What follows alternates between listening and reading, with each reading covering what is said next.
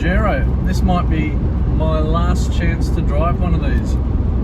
Production supposedly ending next year, and that'll be the end of the line for Mitsubishi's longest running 4x4 wagon. Thing's been around for a very long time. This latest all monocoque fully independent suspension model, it's been around since 99 or 2000. That's 20 years in itself. Of course, you know, they've made changes over the years, but again, this thing still feels quite dated to drive by today's standards, even after jumping out of a bunch of dual cab 4x4 utes. The steering feels quite a bit dull, I guess, but having said that, the handling is superb. MVH levels are not great, booms a bit over bumps and stuff like that, but that's the big monocoque body structure, no separate chassis on this thing. Engine, put your boot into it, and you can certainly hear that old 3.2 litre DID diesel. It's not the smoothest thing around, and it's not the most powerful thing around either. Again, by today's standards, it's quite down on power and torque, even compared to much smaller capacity 4-cylinder turbo diesel utes. So, why would you buy this thing? It does have its positives. It's huge inside, again, as a result of that monocoque body structure. You've got loads of room up front, heaps of leg room in the second row, decent width.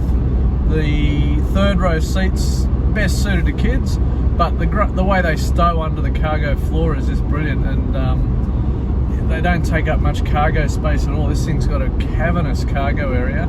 It's got tie-down points and stuff like that. You know, your dash and your instrument binnacle, you don't get a lot of info there. There's no multi-information display or anything like that. It's pretty old school. You do get an economy sort of readout up here on the center console above the little 7-inch touchscreen.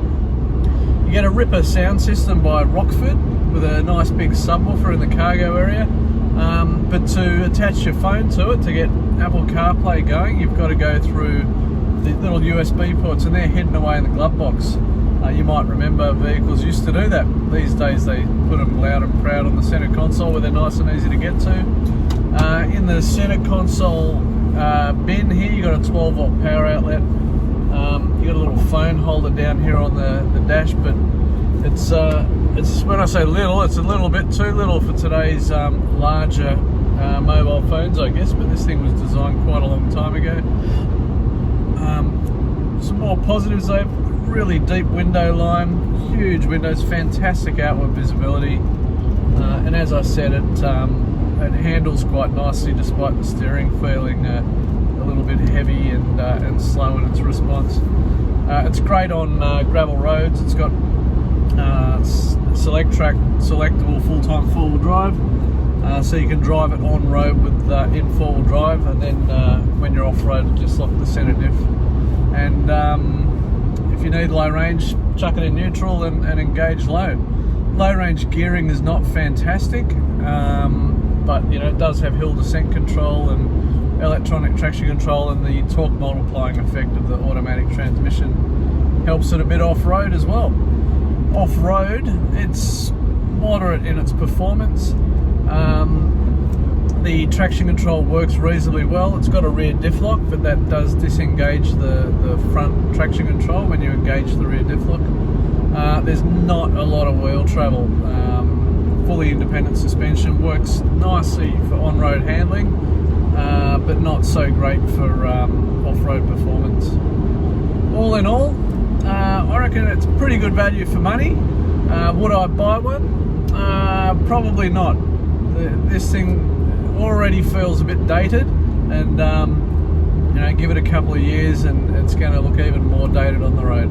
But you know, it's had a good run. It's pretty good value for money. If you're after a 7-seat family wagon, you could do a hell of a lot worse than this thing.